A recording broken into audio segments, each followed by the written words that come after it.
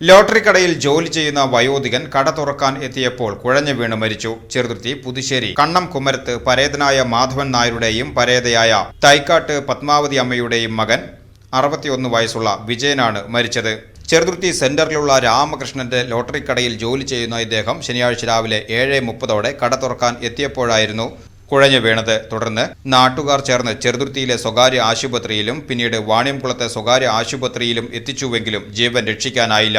Electronic വർക്കുകളും വിജയൻ ചെയ്തിരുന്നു. ഭാര്യ മഞ്ജുഷ, മകൾ വിനീത, സഹോദരങ്ങൾ ശ്രീധരൻ, ശിവശങ്കരൻ. സംസ്കാരം ശനിയാഴ്ച വൈകിട്ട് 3 മണിക്ക് പുതുശ്ശേരി പുണ്യതീരത്ത്. കോഫി ചായ.